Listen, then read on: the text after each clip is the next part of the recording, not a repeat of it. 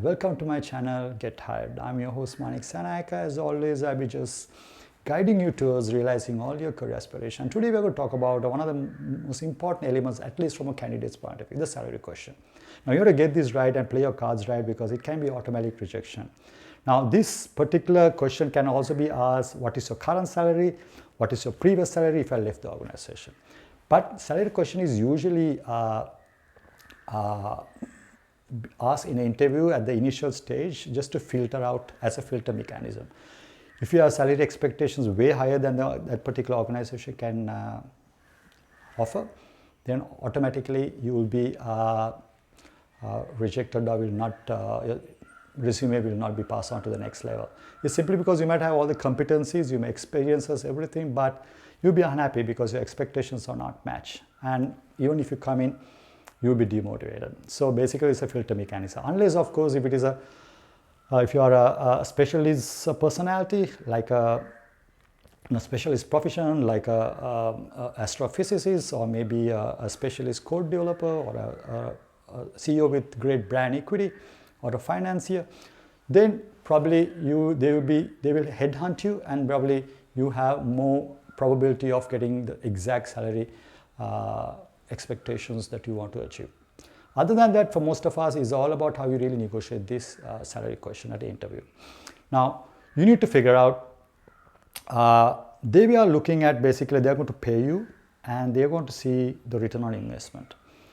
What we are paying for, are we going to reap benefits? Now, it's all about value creation. Now, one of the most important thing is that you need to call them up and do your own research. You need to figure out what is your value in the market. What is it that they are willing to offer? What are the current market payment rates for your similar experience and your qualifications? And also call to that particular prospective employer, that company, and ask what are their salary structure. That might be different to the rates that the market is offering. So basically you need to do a research and get an idea. Unfortunately, in Sri Lanka, we don't have salary job websites or salary guidance websites, unlike in the West, where you get a feel. So you have to do your own due diligence and research. So this question is all about value creation. It's all about ROI. Now, is one thing that what you value, what you have, what you can bring to the table, your skill set, experience, capabilities, competencies, but it's all about the employer's perception about your skill set. So you have to be very careful how you really pitch it. Now, once you really negotiate or express your salary, you can't really go back if it is a salary structure, but the offering is higher. Unless, of course, if it is a structured organization where designations are linked to various salary structures. But in a normal organization, if you undervalue yourself, so it will be hard to renegotiate. And also, I don't want any of you to sell yourself short in your competencies and your skill sets. Now, in here, you don't want to overvalue yourself, you don't want to undervalue yourself as well. So if you undervalue yourself, it basically gives the impression that you're not confident about yourself. That will pose some questions. On the other hand, if you overvalue yourself, it will create the impression that you're thinking about too much yourself. You're asking for ridiculous salary, which can be automatic rejection. So unless of you're headhunted, then you can really renegotiate. Now here you might want to have what I call your ideal salary, the desired salary which you want to go for, and the minimum salary which you want to settle for. There are a couple of rules. Number one rules when it comes to salary, discussing salary, number one rule is that you want to first build value before you go into the salary question. Because when you build value, we have a greater probability of awareness that is created to the employer that you bring so much of experience value the company is willing to pay more for you. It's just simple as selling a car. If you know the value of the car and what the car does, you're willing to spend more, especially the brand. So likewise, you need to create value prior to really discussing the salary. And it's basically a transaction. So transaction also about value creation. From their point of view is ROI. From your point of view is about what you can bring to the table. Number two is basically where possible delay the discussion of the salary question. You can always say, can I just first ensure that I am the right person, I have the right skills, and I match the job role before I really get into salary question.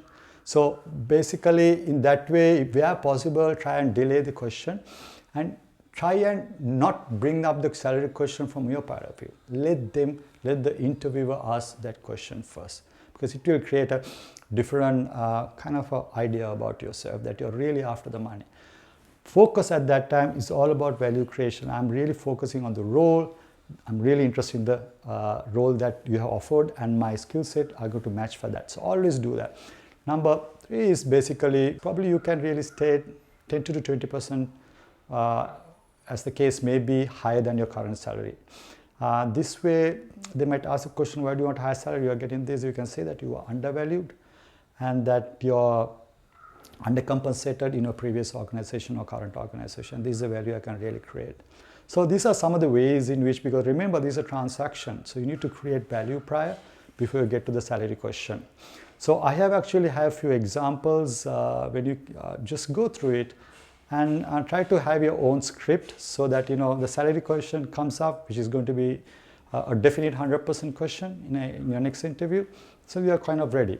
So to start out with, you can say, I understand that you need to make sure my salary requirements and your salary range are aligned before I share any salary particulars. I would like to see how best I could add value to the role, and you are convinced I meet the credential and a right fit for this role. Please share with me your salary range and I'll tell you how salary fits in your range. When deciding a position, I consider the following factors: quality of the opportunity, quality of the company, and the people I'll be working with, growth potential, location, and finally compensation. Compensation is key, but is not the most important criteria. So far, I'm impressed with what I heard and learned about this opportunity and remain very interested. What is the salary range you have established for this role? So there you go. And also you can give a salary range instead of giving one fixed number. Make sure that whenever the salary question comes, it's all about creating value. Create value prior before you negotiating a number. So if you like this video, please subscribe to my channel, my Get Hired. Please feel free to share this video with your friends, and thank you for watching. I'll see you soon.